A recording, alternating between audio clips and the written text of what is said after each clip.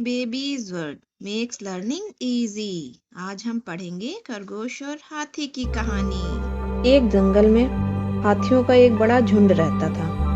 उस झुंड के राजा का नाम गजराज था। वह बड़ा ही गंभीर और पराक्रमी था। गजराज के शासन में सभी अपना जीवन आनंद पूर्वक व्यतीत कर रहे थे। वह सभी छोटे बड़े की समस्याओं का समाधान करता था। एक बार उसके क्षेत्र में वर्षा न होने के कारण सूखा पड़ गया। जंगल के सभी जानवर बहुत परेशान हो गए और पानी और खाने के लिए तरसने लगे। सभी हाथियों ने गजराज को कोई उपाय करने के लिए कहा, क्योंकि अब हाथियों के बच्चे बूंद बूंद पानी के लिए तरसने लगे थे। गजराज को सारी समस्या का पहले से ही पता था, पर उसे कुछ उपाय नहीं सूझ रहा था। तभी एक बुजुर्ग हाथी ने कहा, मेरे दादाजी के समय भी इसी तरह का सूखा पड़ा था। तब उसने सब हाथियों का झुंड पश्चिम दिशा की तरफ गया था और वहाँ एक विशाल झील है जिसका पानी कभी नहीं सूखता। हमें भी वहाँ चलना चाहिए। बुजुर्ग हाथी का सुझाव गजराज और पूरे झुंड को पसंद आया। सभी ने वहां जाने का निश्चय किया। दिन में तो बहुत गर्मी थी, इसलिए सभी रात में सफर करते थे और कुछ दिनों के सफर के बाद वह झील तक पहुंच गए और सभी ने जी भरकर पानी पिया और स्नान किया। झील के आसपास बड़ी संख्या में खरगोश भी रहते थे। हाथियों के आने पर उन पर सामत आ गई थी। अब प्रतिदिन कुछ खरगोश हाथियों के पैर के नीचे आ जाते थे और कुछ तो गंभीर रूप से घायल हो जाते थे और कुछ मर भी जाते थे। सभी खरगोश बहुत परेशान थे और उन्होंने आपातकालीन बैठक बुलाई। बैठक में तरह तरह के विचार रखे गए। किसी खरगोश ने इस स्थान को छोड़कर जाने की बात कही, तो किसी ने हाथियों से बदला लेने की बात कही। तभी एक खरगोश ने कहा, मित्रों, हाथी बहुत बड़ा जीव है। उससे जीत पाना शेर के वश में नहीं होता है, तो हम तो बहुत छोटे से जीव हैं। हमें अपनी अकल से काम लेना होगा। हमें होशियारी से काम लेकर हाथियों को यहाँ से भगाना पड़ेगा। इसके पश्चात उस खरगोश ने सभी को एक योजना बतलाई। सभी खरगोशों को उसकी योजना पसंद आई और उस पर अमल करने का निश्चय किया गया। योजना के तहत चीकू नाम के खरगोश को योजना का मुख्य किरदार चुना गया, क्योंकि चीकू खरगोश बहुत होशियार और बातें बनाने में बहुत माहिर था। सभी खरगोशों ने मिलकर चीकू को अपना दूत बनाया और हाथियों के पास भेजा।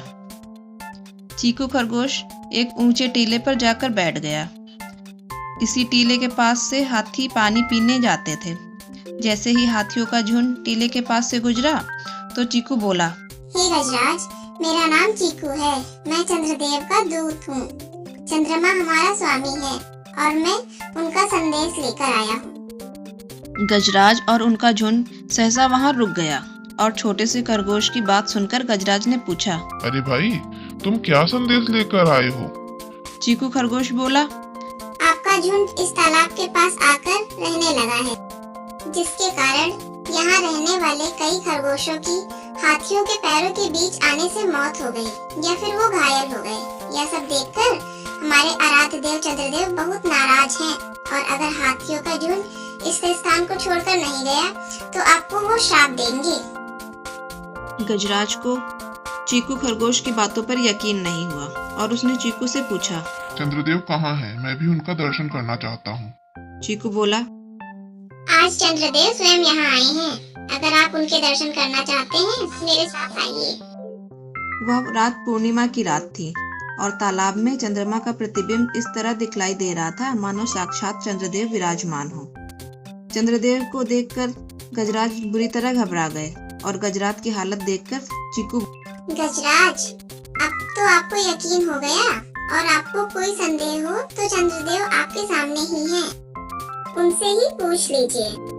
चंद्रदेव को प्रणाम करने के लिए गजराज जैसे ही सूंड पानी के पास लेके गया, चंद्रमा का प्रतिबिंब हिलने लगा। इसे देख गजराज घबरा गया और पीछे हट गया।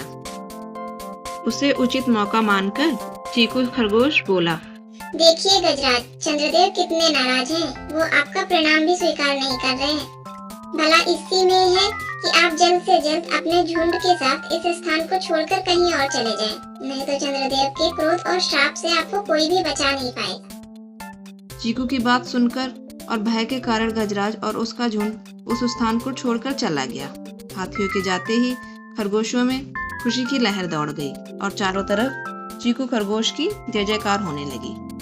हाथियों के झुंड के जाने के कुछ दिनों के बाद बारिश शुरू हो गई और जंगल हरा भरा हो गया। साथ ही जल की समस्या भी समाप्त हो गई।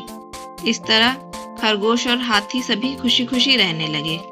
तो बच्चों, इस कहानी से हमें क्या शिक्षा मिलती है कि चतुराई से कई गुना अधिक बलशाली को भी हराया जा सकता है। बड़ी से बड़ी मुसीबत से छुटकारा पाया जा सकता है। आप सबको ये कहानी कैसी लगी मुझे कमेंट करके जरूर बताइएगा और ऐसे ही प्रेरणादायक और रोचक कहानियों के लिए मेरे चैनल पर बने रहिए।